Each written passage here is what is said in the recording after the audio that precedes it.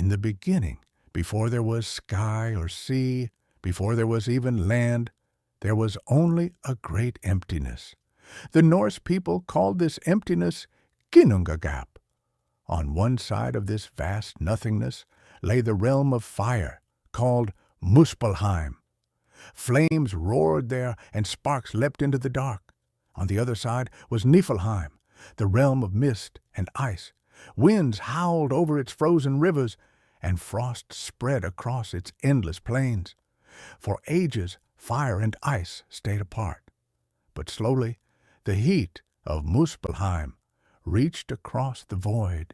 The frost of Niflheim also crept forward. At last, fire met ice in the middle of Ginnungagap. The clash of elements made the ice melt, and from the drops of water came the first living being. This was Ymir, a giant so huge he could drink rivers dry. Ymir was both male and female, and from his sweat new frost giants were born. They filled the emptiness with their loud voices and heavy steps. From the melting ice also came a great cow named Audumla. She gave Ymir milk so he would not perish. Audumla herself survived by licking the salty blocks of ice around her.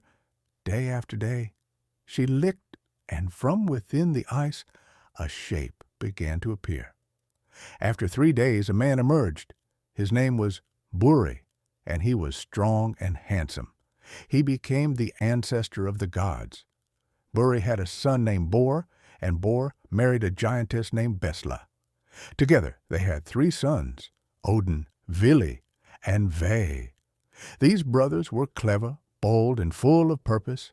As they grew, they looked upon Ymir and his countless offspring and saw only danger. The giants were wild and greedy, and the brothers feared that nothing good could come from their rule. So Odin, Vili, and Ve made a fateful choice. They attacked Ymir. After a long struggle, they killed the great giant. His death was so massive that his blood poured out in rivers, drowning almost all the other giants. Only a few survived by clinging to pieces of ice. One of them, Bergelmir, lived on to father a new line of frost giants who would forever be enemies of the gods. The brothers then set about shaping the world from Ymir's enormous body. They carried his vast corpse into the middle of Ginnungagap. From his flesh they made the earth. From his blood they made the seas. His bones became the mountains, and his teeth turned into rocks. From his hair they created the forests, and from his skull they raised the dome of the sky. Sparks from Muspelheim were set into this dome to shine as stars. To hold it in place, they placed 4 dwarfs at each corner of the world, naming them North, South, East, and West. But the world was still dark. The brothers took Ymir's brains and cast them into the air, where they became the clouds. Then they shaped the first sun and moon to bring light. They placed them in the sky and set them on paths to circle the earth. To chase them, they created wolves that would forever pursue the sun and moon, making them move without rest. Once the world had form, the brothers walked along the shore. There they found 2 trees lying close to the water. From these trees they carved the first people. From the ash tree they shaped a man, whom they named Ask.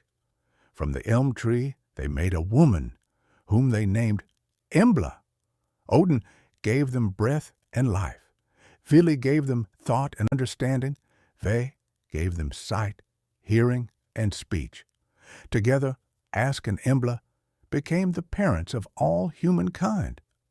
The gods then built a shining realm for themselves high above the earth. They called it Asgard. From there, they could watch over the world and the humans they had created. They also made a bridge called Bifrost, a rainbow path that linked Asgard to Midgard, the world of men. In time, the gods filled Asgard with halls and homes.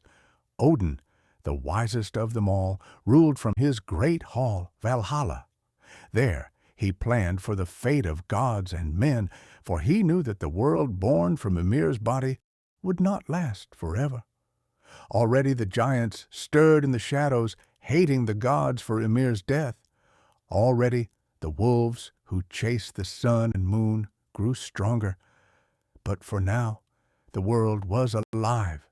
The seas rolled against the land, stars gleamed in the sky, and people walked upon the earth. From the clash of fire and ice, from the courage of three brothers, the Norse world began.